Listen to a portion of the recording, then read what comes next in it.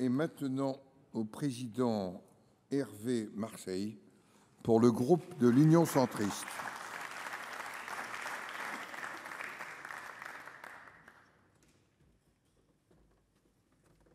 Vous avez la parole, Monsieur le Président. Merci, Monsieur le Président, Monsieur le Premier ministre, Mesdames, Messieurs les ministres, mes chers collègues. Le 7 novembre 1944, quand l'Assemblée consultative provisoire se réunit pour la première fois à Paris, le drapeau nazi flotte encore sur Strasbourg. À cette date, Metz, les Vosges, l'Alsace et la Lorraine sont encore sous contrôle allemand. Le 7 novembre 1944, la guerre n'est donc pas finie, loin de là, mais les forces de la résistance tiennent à placer le plus tôt possible la France libérée sous le signe de la démocratie. Tel est le sens de cette installation, ici même au Palais du Luxembourg. En la commémorant, nous commémorons et célébrons en réalité plusieurs choses. La première, la plus visible, je l'ai dit, c'est la renaissance du phénix démocratique. Le symbole est fort, il est impérissable. Ni une invasion étrangère, ni une dictature collaborationniste n'ont pu venir à bout de notre attachement à la démocratie. Ensuite, l'Assemblée consultative provisoire est une assemblée représentative. En l'instaurant, le général de Gaulle réaffirme l'engagement de la France à bâtir la démocratie sur le socle de la représentation nationale.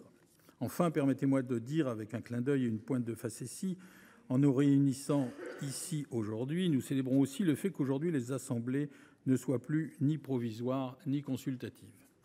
Retour à l'histoire, lors de la séance inaugurale de l'ACP, le 9 novembre 1944, le général de Gaulle souligna l'importance de son installation à Paris. Il qualifia l'événement d'étape nouvelle sur la route vers la victoire et vers la démocratie.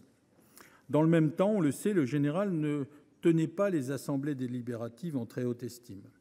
C'est très explicite dans ses mémoires.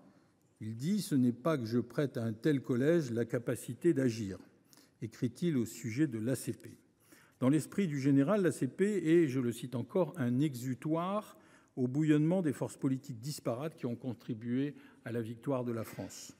Toute ressemblance avec la situation actuelle est évidemment fortuite.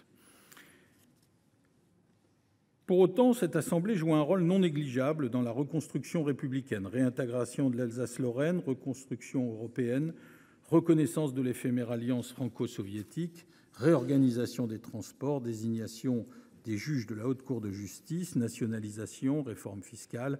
Les dossiers les plus brûlants du moment lui furent soumis. En tant que président du groupe Union centriste, vous me permettrez d'évoquer brièvement quelques figures marquantes de cette époque, telles que Maurice Schumann, cofondateur du mouvement républicain populaire, qui s'est illustré par sa vision d'une Europe fondée sur la coopération et une paix durable. Porteur de cet idéal au sein de la Commission des Affaires étrangères, son message résonne encore aujourd'hui face aux défis européens. Il nous invite à défendre une Europe intégrée, réactive et volontaire, conjuguant liberté d'entreprendre et humanisme pour accompagner les transformations technologiques et économiques. Plus que jamais, c'est toujours d'actualité, 24 heures après ce qui s'est passé aux États-Unis. Marie-Hélène Le Faucheux, résistante et pionnière, s'est illustrée dans l'aide au rapatriement des déportés. Parmi les premières femmes parlementaires, elle s'est battue avec ardeur pour les droits des femmes. Au sein de la commission de l'équipement national, de la production et des communications, parmi les représentants du mouvement, organisations civiles et militaires, et plus tard à l'ONU, où elle a présidé durant 10 ans la commission de la condition de la femme, elle a défendu l'idée d'une juste place des femmes dans la vie publique. Nous devons poursuivre cette volonté d'une politique d'intégration plus paritaire. Enfin, je rendrai hommage à André Colin, premier président de notre groupe de 1963 à 1971. Homme de dialogue, il a joué un rôle au sein des commissions de la jeunesse et des sports, de l'intérieur, de la santé publique et du règlement. À l'Assemblée consultative provisoire, il avait proposé des mesures pour les aides aux familles, le remembrement agricole et le développement des régions, des engagements qui restent un modèle pour nous aujourd'hui. Je le disais en préambule, commémorer honore la mémoire, mais aussi de mesurer le chemin parcouru et d'éclairer les temps présents. Le défi du 7 novembre 1944, c'était le retour du parlementarisme. 80 ans après, le défi du 7 novembre 2024 est peut-être de le réinventer. À la suite de la dissolution de l'ACP, l'Assemblée constituante a élaboré la Constitution de la 4e République qui périt en 1958 de son incapacité à assurer une stabilité institutionnelle suffisante.